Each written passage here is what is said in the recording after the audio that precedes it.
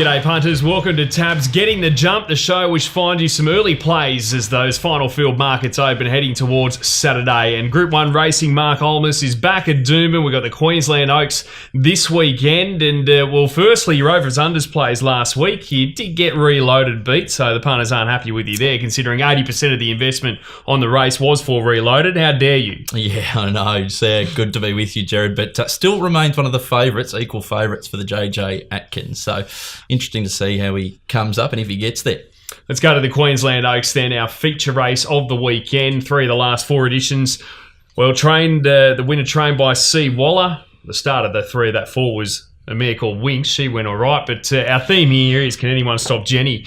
Princess Jenny, that is, for David Brightoak, going back-to-back as far as Oaks concerned, coming out of the Schweppes, the Australasian Oaks in South Australia. She's 260. Atana and Aliferous 5 and 8 on the next lines coming out of the Roses here a couple of weeks ago. Angel of Heaven off the quick backup for Chris Lees at $10 longer the rest.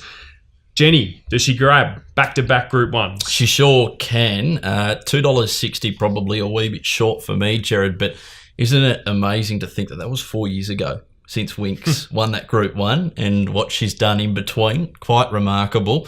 And Chris Waller, of course, trained Egg Tart to win the South Australian Oaks, or the Australasian Oaks, into the Queensland Oaks. So I definitely think Princess Jenny can. And watching the replay of her winning the Australasian Oaks just before we got on air, she's a real winner. When Damien Oliver took her back to the inside, she took that run very, very impressively.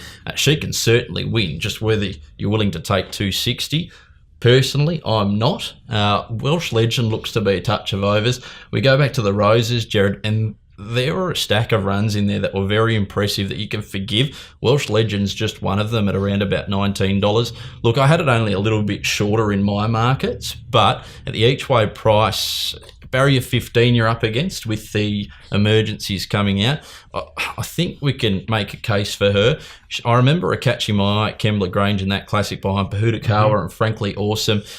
Since has had a couple of runs behind Wolf, of course, is touted to be one of the next best things, was only beaten a little over a length there. And last start in the Roses, I thought more than acceptable back along the inside. Barrier 15 might be the big tick with a bit of clear air and running on, Gerard. She's often a flashing light run. The issue is with Welsh Legend, at the end of the day, she's 1 from 10, but she can definitely turn it around. C. Waller can definitely get it into the winner's circle. I like her getting out to 2,200 metres here as well, Gerard. No, very much so. So, Welsh Legend, your overs play for the feature, the Queensland Oaks. Overs unders this week. Firstly, going to... Well, the first at Rose Hill in Sydney, it's for the 2-year-olds over the 1,100, and one of those wow wins this horse you're going to talk about. Not too many misted exceedants, Gerard, so it comes into this race with a little bit of hype around it, and it's already been back $6 into $3.40. At $3.40, we'll make it an unders play, $6 more than acceptable. Not too many horses make up ground at Wyong like exceedants did. In the call, quote Matt Jackson, not in the race on Rounding the Bend, and his call pretty much tells the story of how impressive visually it was.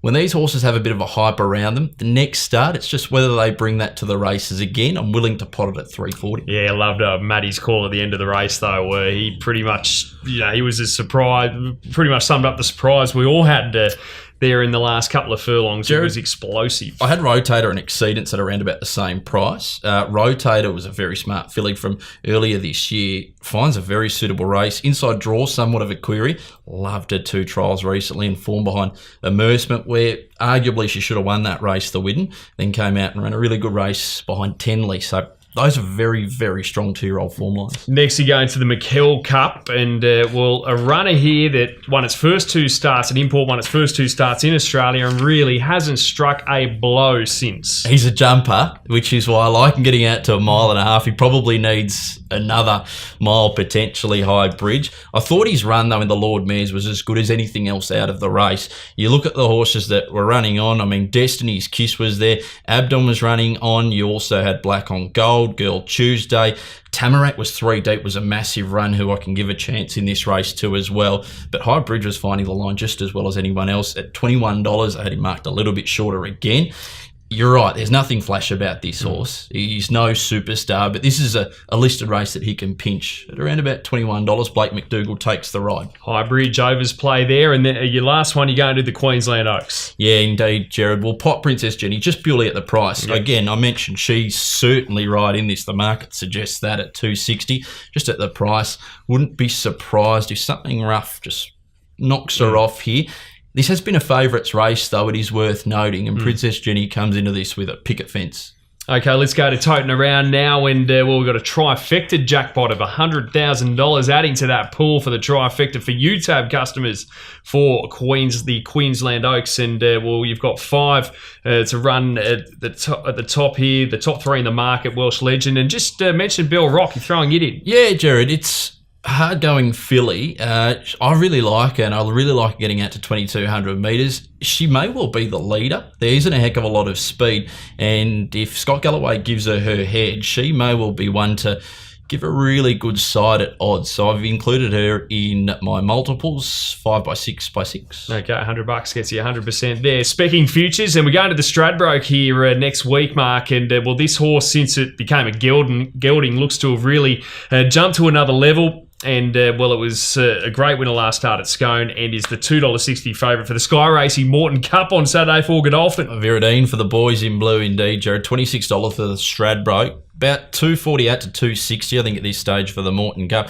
Likely to win, likely to shorten in betting for the Straddy. So we'll have a shot at $26 there about Viridine. It's not much I'd disagree with you today. I couldn't agree with you more. I think that's a great price for the Straddy. The early arrival, our overs plays of the week.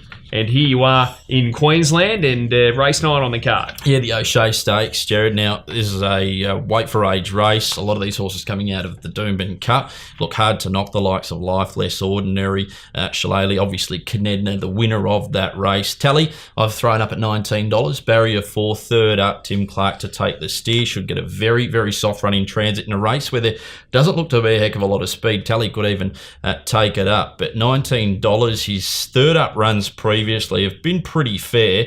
Won an Autumn Classic, was third in a Turnbull behind Hartnell and Jamaica, and also in an Australian Cup when 7th by Humidor, beaten just under 6 lengths. So his third up record reads pretty well. I'm willing to have a speak. He's one of those horses that can pop up at odds as well. So we'll have a crack there at Tally. Yeah, he's one you certainly probably wouldn't entertain if it was hard in the market, but no, you've made your case there. Now I'm going to a race which we've already talked about there at Rose Hill for the 2-year-olds. Sun Patch. Now this Exceed and Excel colt on debut on the Kenzo. How much did you have on? Look, it was a nice little win, but look, you could probably query the form out of that race, but then it went to the Skyline, beaten 4 lengths by a microphone, where it was slow to begin.